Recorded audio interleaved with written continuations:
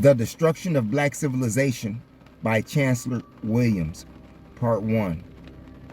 The land of the blacks was a vast land, a big world, unto itself, covering 12 million square miles. From its northernmost point in what is now Tunisia to Cape Aquilhas is approximately 5,000 miles, and in its widest extent from east to west, it is 4,600 miles. The whole of this second largest continent was once ballotted as Sudan, the land of the blacks, and not just the southern region to which they had been steadily pushed from the north. After Asian, Greek, and Roman occupations, the term Sudan came to indicate the areas not yet taken from the blacks and was so coextensive with the Ethiopian Empire, for the Ethiopian Empire once extended from the Mediterranean north and southward to the source of the Nile in the country Abyssinia, which recently reverted to the ancient name of the Ethiopian Empire, of which in earlier times it formed its southeastern provinces. Even as late as the times of Menes, 3100 BC, Ethiopia still included 3/4 of Egypt, up to 29 degrees north parallel. The Asians held the Delta region, hence the two lands, well known to all historians but never fully explained. To explain the two lands, of course, would blast the myth about the builders of Egyptian civilization. It was pointed out that the study of the blacks must begin in Egypt because most of their indestructible monuments are there, and further because many of the artifacts archaeologists have been uncovering during the past 27 years as Egyptian are in fact African. Yet the very heartland of the race and the cradle of civilization were actually further south below the first cataract, centered around the capital cities of Napata and Meroe. From there, black civilization spread north, reaching its most spectacular achievement in what became known as Egyptian civilization. The general condition of vast stretches of uninhabited and uninhabitable land over the continent seemed to support the Western thesis that Africans never developed any worthwhile civilization with a notable historic past. The more charitable might add that in the very nature of their situation, it could not have been otherwise. Samuel Baker went as far in promoting the idea of African innate inferiority, even if he had to use the most forbidding area in Africa to do it. The terrible swamplands of the Sud, an area south of Khartoum that is, in its full extent, is as big as England. No one would claim that any kind of society, civilized or savage, could exist in the Sud swamplands, probably the largest in the world, for it was neither all land nor water, but a seemingly endless mass of rotting vegetation, interwoven tree-like vines, steaming heat, swarming man-like mosquitoes, crocodiles, hippos, and other unknown forms of tropical life. The conclusion of Baker and others was that they were in a land where time has stood still since its beginning, where life never advanced and the human species has simply rotated in aimless cycles like the animal life in the Sud. As late as the 1840s and 50s, these explorers, even the most ignorant, should have known that in the same vast continent of wastelands, tropical rainforests, and swamplands, there were also areas of arable land and civilized states. But they wrote about what they saw the most of, vast stretches of wasteland and secluded groups of strange people. But as we shall see, some of the great kingdoms and empire builders in Africa seem not to have known the meaning of failure or to have any ideas about surrendering to fate. Ejected here, they led the people there and began to build again. Wherever they splintered off, refugee groups found a place where the soil seemed favorable for cultivation and the land unoccupied by preceding immigrants. They settled and began to build villages again. A sense of relative security was a necessary factor in deciding where to begin a new settlement. A crucial question was how many miles had they put between the slave hunters and themselves. For the kind of houses and community buildings they would erect depended directly on the probability of permanent settlement or sudden flight again. In short, they could build large, sturdy, and attractive compound homes and temples of worship or easily demolished huts. It was for this reason of security that so many of these groups, later called tribes or societies, sought the most hidden and isolated areas they could find. This permanent separation from their kinsmen and other groups was generally quite contrary to their heart's desires. The original splinter off and parting was often done in tears, but breaking up into smaller units seemed to be the only route to survival in a permanent crisis situation, apparently permanent, since the movement of the people over the continent had been going on so far beyond the memory of each generation that migrations and temporary settlements were among the most significant facts in the oral tradition of each society. Fragmentation and isolation had two momentous consequences. The first was that the isolation of various groups led to the development of over 2,000 different dialects and languages.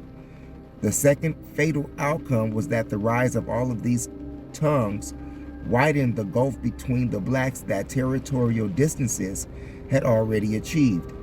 One should pause here for reflection if there is any serious attempt to really understand what happened to the African people and why.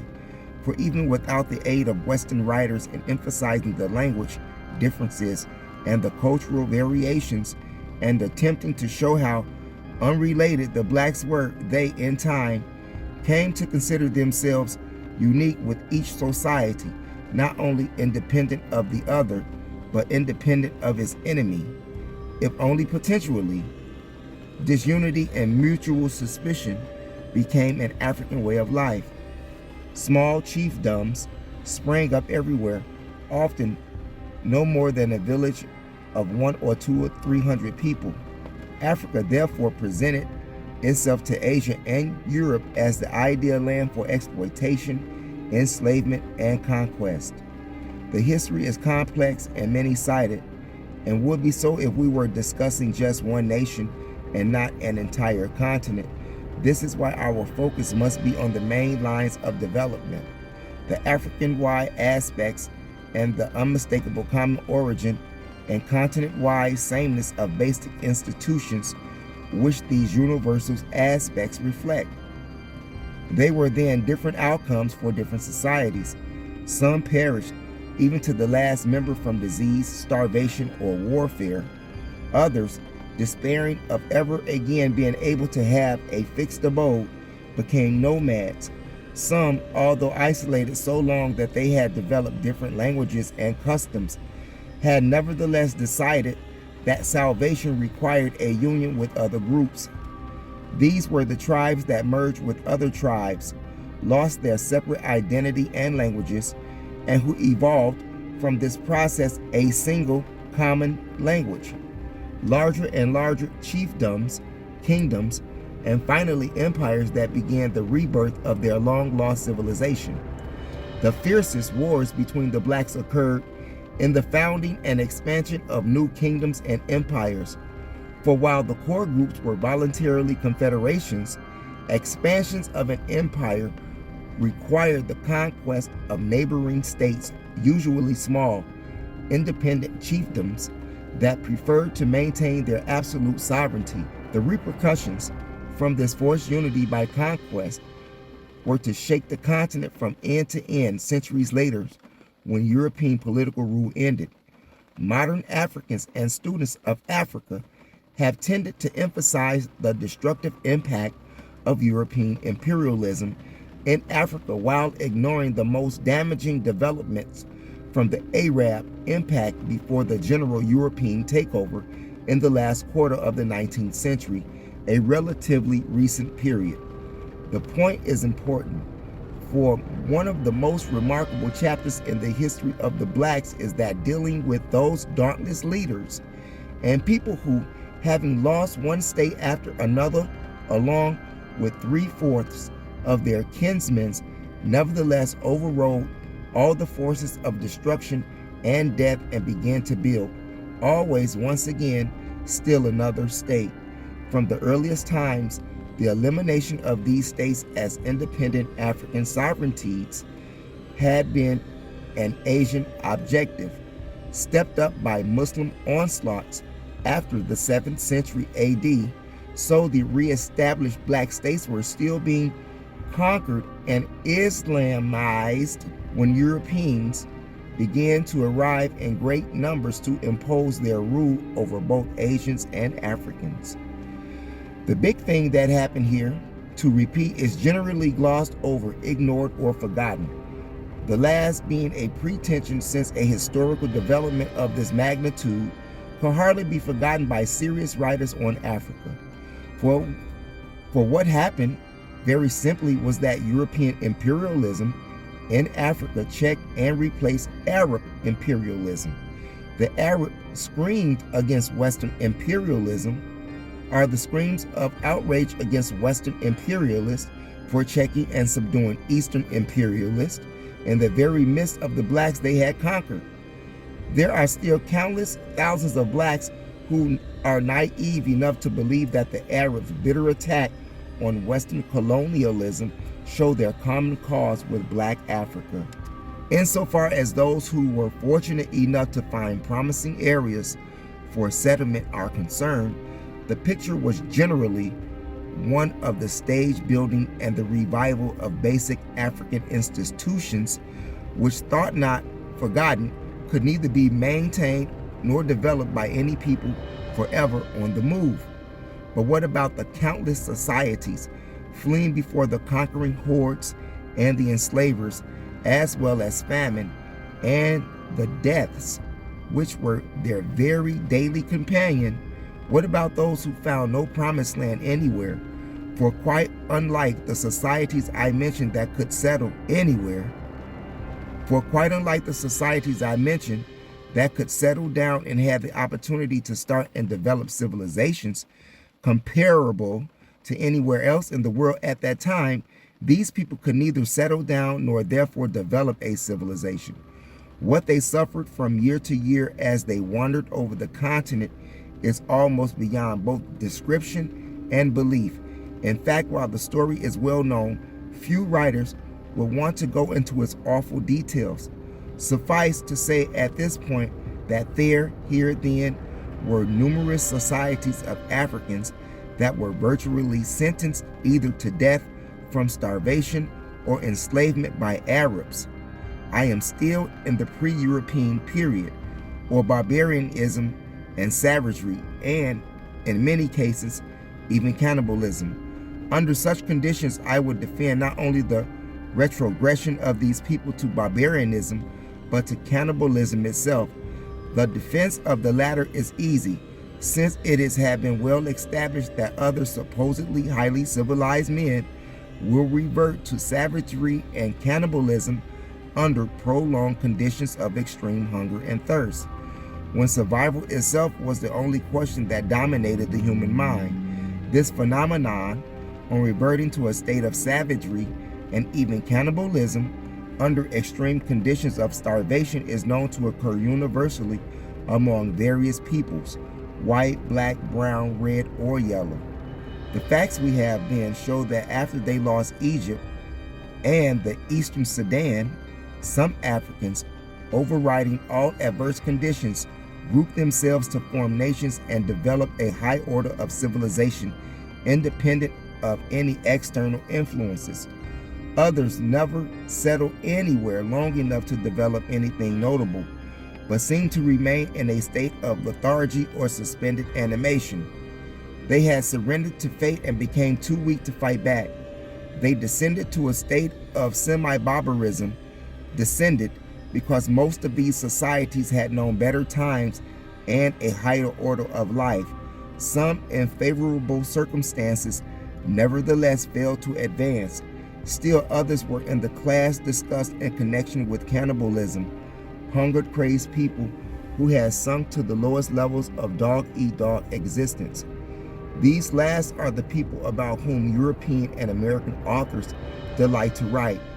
No cartoons are better known than those showing a sweating white man usually an explorer or missionary, being cooked in a huge black pot while black savages dance around with human bones decorating their heads or stuck through their pierced noses. The idea these experts on Africa have been planting and still actively plant in the minds of the peoples of the world is that this is Africa and these are the savages who are now clamoring for independence. The question of physiology, vegetation, climate, water, and soil are all more crucial in the history of the blacks than they are in the case of any other people. For here a whole continent is involved, and on that continent a people who in one period of time were among the foremost people on earth, and in a latter period the farthest behind. Nature itself set an environmental stage in a manner and under conditions which appear to have been designed to test the utmost of one's race moral, intellectual, and physical powers to override all obstacles to survival. The slow but relentlessly steady withdrawal of inhabitable land over the centuries eventually left Africa a land of desolation, a wasteland, the greater part of which was desert and treeless grasslands, with only a fractional part, about 10%, with much needed forests and thickets. Even the continental land configuration was against its native inhabitants. Like a vast inclined plain, the highlands, beginning in the central Africa at 3,000 feet above sea level, rose southward to higher and higher levels, reaching the highest level of 15,000 feet in the southern provinces of the ancient Ethiopian Empire. This caused Africa to slope northward and its principal, the Nile in particular, to flow in the same direction.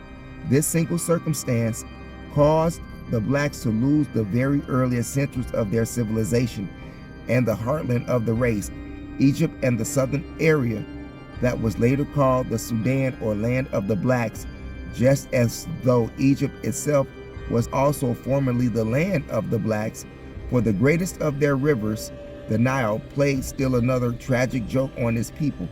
This river, the longest in the world, flows 1,127 miles across Africa from Lake Nyanza to the Mediterranean, yet not until it reaches Aswan and begins its last stretch of 750 miles to the sea does it overflow to further enrich 13,500 square miles of already fertile soil in Egypt. For its 3,377 miles through the heart of the Black Africa, the Nile sank as it cut deep canyons in its soft limestone floor, leaving cliffs at places from a few hundred to 1,000 feet high. What this means is that for over 3,000 miles through the western side of the continent, the Nile was collecting the rich soil carried to it by the heavy rains and 1,000 tributary streams. These flow into the mother of the rivers and add to the enrichment of its waters flowing northward, guarded all the way by her deep channels until it reaches the hard sandstone bottom above Aswan, and then begins to periodically flow the rest of the way to the sea. Here, a natural phenomenon cheated the Africans in a big way that was to have dire consequences. There could be no black daughter of the Nile, observed Parsons in his Streams of History, for the Nile, in making up Upper Ethiopia, meaning Egypt, so rich in food production that it became world famous, not only as the breadbasket for the world, but also for its highly advanced civilization, stirred the envy of Asia and Europe, from which continent migrants began to settle. Even in this, the physical geography of Africa was favorable to the peaceful settlers who later were to become its conquerors and rulers. For the seacoast is lowland everywhere, not more than 500 feet above sea level, and remains lowlands 500 miles inland. Asian and European occupation of the seacoast of North Africa and East Africa was therefore relatively easy, and probably even welcomed at first by the blacks as co-partners in world trade, but the poor and hungry nomads from the vast desert areas of the Middle East poured into the most fertile and easily accessible areas of this other land of deserts, that is North Africa. There were several consequences of the greatest historical importance, which are generally not sufficiently stressed. The first was that both the Saharan transformation and the steady incursion of Asians pressured more and more blacks back into the interior to concentrate in the already limited survival areas where just to subsist was a daily struggle. The second important result was that the widespread amalgamation of the races, for the weaker, more submissive blacks remained in Asian-occupied territory to become slave laborers and slave soldiers, and to witness a ruthless sexual traffic in black women that gave rise to a new breed of Afro-Asians. These were classed as Caucasians or Asians. They themselves bitterly objected to being identified with the race of their mothers, African. When these later became known as Egyptians in Egypt, Moors in Morocco, and Mauritanians or Carthaginians in Carthage, meaning Tunis, great care was taken to distinguish them from Africans in daily intercourse, in paintings, and in documentary literature. This new breed, half African, was to join with their Asian fathers and forefathers in the wars and enslaving raids against the blacks that went on century after century until all North Africa was eventually taken. Still, another faithful geographical factor that favored the invaders has been implied or partly stated in the foregoing observations. Aside from this easy occupation on the lowlands of the seacoast and the gradual taking over the rich lands of the Nile Valley and its ancient civilization, both Asians and Europeans found the highlands of southern and eastern Africa more pleasant and healthy for Caucasian settlement. This meant that even after nature had damned 3/4 of the continent landmass as impossible to support human life, the Asians and Europeans came in to seize and hold the best of the 1/4 that was left. The blacks found themselves cut off from all seacoasts that then mattered, hemmed in from all directions, and confined within narrower and narrower limits. Thus they became a wandering people, forever migrating in their own vast homeland, fragmenting from the great United Nations into countless little splinter societies, becoming so isolated from each other that each formed a new language of its own, considering themselves quite different from their original brothers, who were then regarded as strangers and enemies in the endless tribal wars that ensued over the inhabitable land. The land over which these struggles took place varied in different regions. So did the climate that was so greatly affected it. The people and even some of their institutions varied under environmental influences.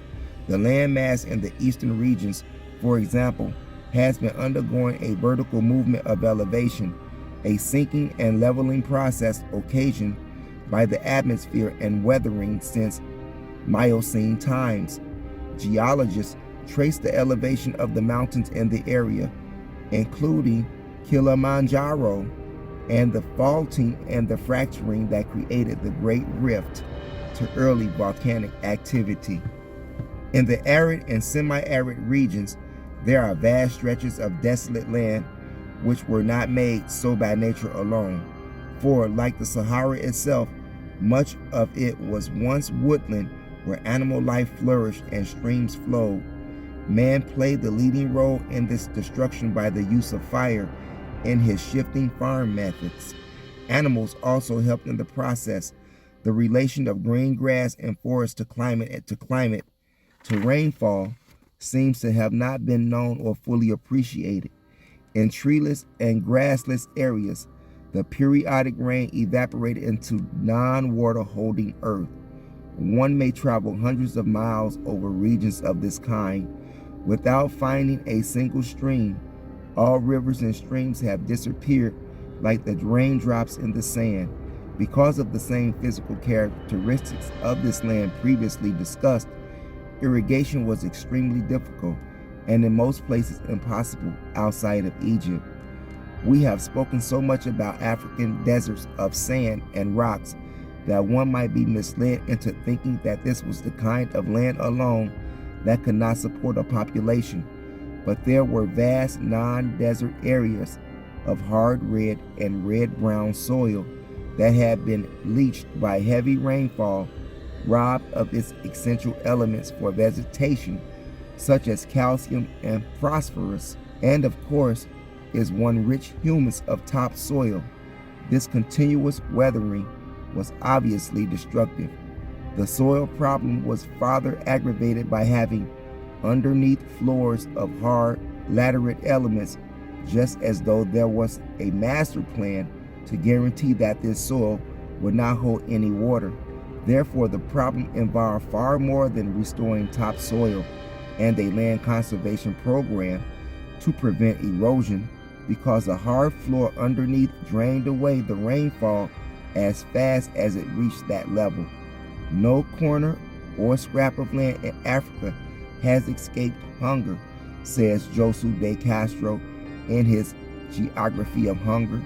This is a continent of the starving, all of it, and in hunger and in chronic malnutrition may be found one of the most decisive reasons for the backwardness of Africa, for the relative stagnation and lassitude of the greater part of its people. But the Garden of Eden areas must not be overlooked when we are considering the general overall conditions. These are areas which, while not comparable to the rich floodplains of the Nile Valley and the Delta, have unfertilized soil that nevertheless produce a surprisingly rapid growth of abundant vegetation and a heavy concentration of animal and bird life.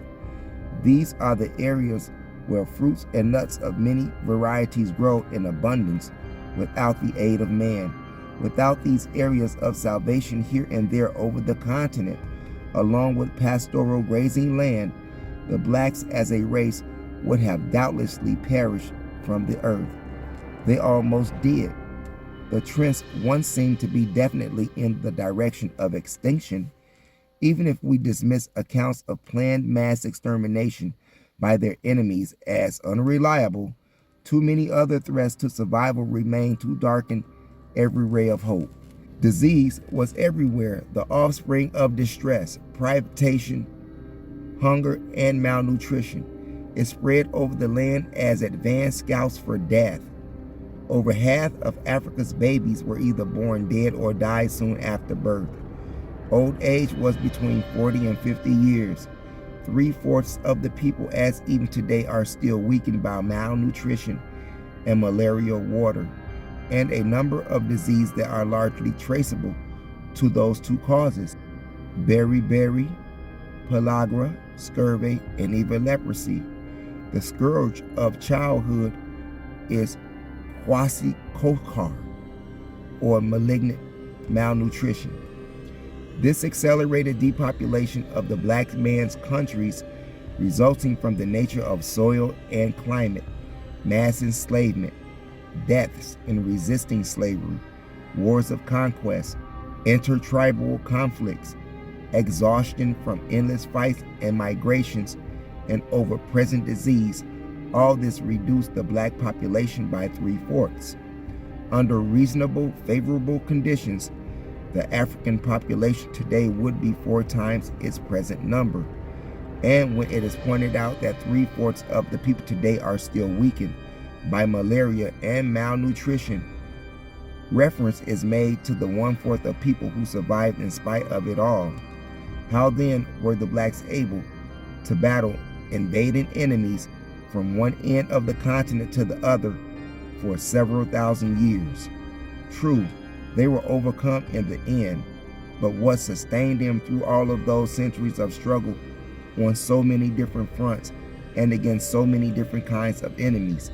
Weakened so generally, by both disease and what became perpetual hunger, whence came their strength and courage to carry on.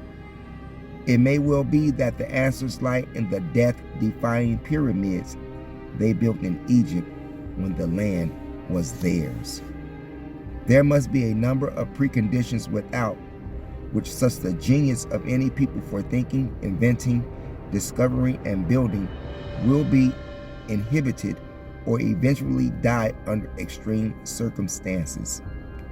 A few of these preconditions for progress are: the people must become famine-free and able to settle down and end their perennial roaming from place to place in search of food and water. 2. Finding suitable territories. The leaders must proceed through negotiations with other neighboring societies and fragmented groups to nation building. 3. A crucial precondition. There must be a developed sense of national community among the various language groups that make up the country. This is so important that it cannot be left to wishful thinking or chance. It must be programmed in such a way that a sense of loyalty and of being an important part of a great united brotherhood and sisterhood, which is the nation itself, will develop naturally and allow for a strong army for defense. And 5, the reign of law and justice to apply equal to all classes in the society. The people must feel absolutely secure as individuals that in their country there is equal justice for all. In short, certain conditions in a country can bring about the internal peace, stability, and confidence which unshackle the mind. There is no time to think, no more trekking with bleeding feet or hundreds of miles across rocky deserts, no more seeing your kinsmen fall out to welcome death along the way. A home at last, better farms, plenty of food, and now time to think. There is nothing mystical about the reasons why one group of the people can easily become physically and mentally strong while others becomes physically weak and less mentally alert. An abundance of nutrition, food, and pure drinking water may spell the difference between advance and decay. The number of death-dealing disease developing from malnutrition alone is alarming. But what should be stressed above everything else is that the millions of babies may become both physically and mentally retarded by disease while in their mother's wombs, which is another way of saying that a people wholly ignorant or indifferent to basic health can themselves become inferior in fact. But even this central fact, when fully realized, will still remain in the field of mere discussion until blacks everywhere begin mass organization for mass education for the masses. The system is so structured worldwide that blacks are forced onto conditions that can even lead to genetic inferiority. There must be a breakthrough or there will be gradual extinction. This is the final precondition for survival and advancement. Your attention is called again to the map of Africa, for it is very significant where the earliest invaders entered and permanently settled. They took over the areas of trade that allowed easy contact with their homeland and the other nations of the world. This is a point that simply cannot be overstressed in considering the plight of the African people. In the north, they settled around the Mediterranean, thereby maintaining contact with Europe and Asia.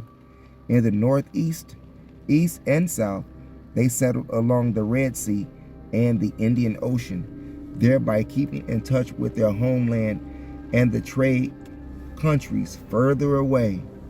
Black Africa was thus hemmed in and effectively cut off commercially and otherwise from the rest of the world. The techniques of penetration and dominance were varied. Some came as peaceful traders, and doubtless trade was all that was intended by many. Africans were always eager traders. The main attraction of foreign traders was that they brought in many new kinds of commodities. These traders had little or no trouble in gaining coastal footholds as trading posts. The land was not sold but leased. However, the blacks had what the world wanted most: gold, diamonds, ivory, copper, iron ore, and themselves. The trading posts soon became strong fortifications around which villages and towns sprang up as settlers from Asia poured in and armed forces became organized. The Africans watched these developments with increasing apprehension, for the traders were often armed with superior and different types of weapons of war and spent much time in training recruits, including Africans. Indeed, in some areas, a definite pattern emerged: an all-African army under Asian officers, a pattern to be followed later by the Europeans. This was easy enough for the Arabs. They owned the captured Africans who made up their fighting forces. The Africans could blame only themselves for this. Here, as in certain other things, they were still engaged in practices which, while once universal, had long since been dying out or generally abandoned by the rest of the world. This was the enslavement of captured prisoners of war. When African chiefs and kings began to sell these to slave-hungry Arabs, they set in motion a chain of events that was to undermine the civilizations of the most advanced societies on the continent, further checking their progress and degrading their whole race for another 2,000 years. When the sale of their fellows became the chief source of wealth, African leaders became increasingly estranged from the finest thing in African life, the sense of community and of kinship with all who would be friends. When greed severed the traditional ties of brotherhood, the gradual movement of the invaders from the coastal areas inland became relatively easily. Blacks against blacks, with increasing suspicion and hatred, may be traced to the Africans' own slave raids. The inland raids for slaves were resisted by some chiefs, and the raiders were attacked. But this opposition was not always due to any opposition to slavery, but to this kind of direct action which bypassed the chiefs and thereby eliminated their profits.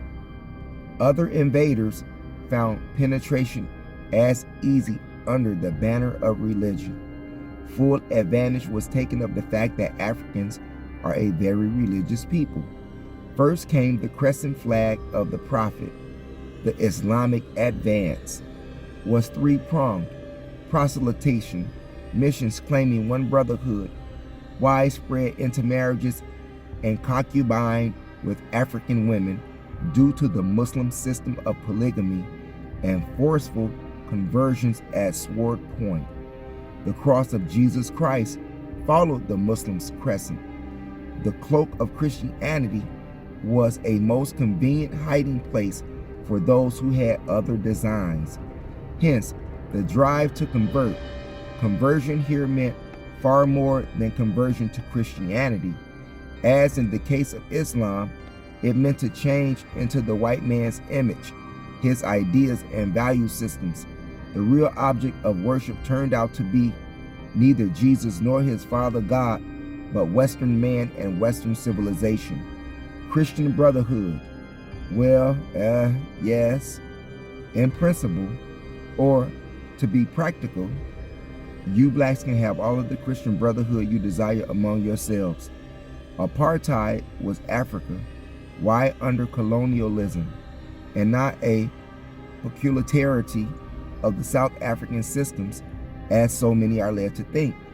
But what happened in the process of converting the blacks to Islam and Christianity was the supreme triumph of the white world over the black.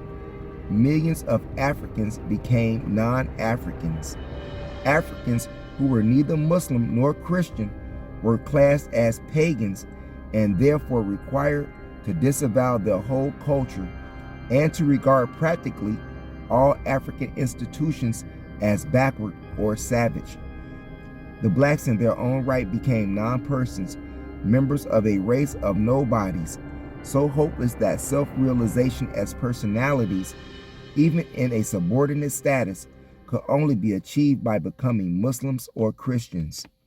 Indeed, in order to destroy completely not only their African heritage, but also their very African identity, psychologically, they were forced to change their names to Arabic and Christian names. Henceforth, if these black Emils, Johns, Muhammads, Samuels, and Abdullahs happened to achieve greatness in some field, the assumption would be that it was Caucasian achievement, unless a special effort was made to identify the race of the persons in question.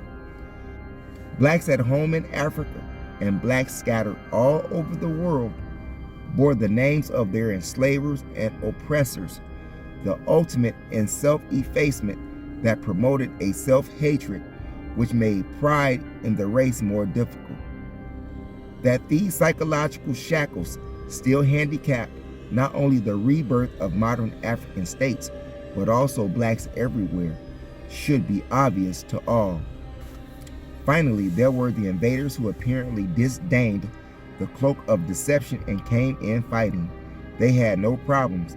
They knew in advance that they would find the Africans almost everywhere, unprepared to defend themselves against a well-organized, well-trained body of men, no matter how small. This situation developed as splintered, independent little states became more and more numerous. The use of secret agents seems to be as old as organized states, for the practice of sending spies as goodwill ambassadors, traders, etc., well in advance into a country to be invaded, goes far back into antiquity. Those sent into Africa from various lands could report back that the Africans were largely a peaceful people engaged in agriculture, mining trades, fishing, the arts, crafts of various kinds of manufacturing, such things as pottery, furniture, building material, boats, weapons of war, etc. 2. These settled states and their generally high developed social and political systems indicate their advanced civilization. 3. But they were ill prepared for war except against their neighbors, who also used the kind of spears, bows, and arrows which we had abandoned long since. In general, they have no swiftly moving mounted soldiers.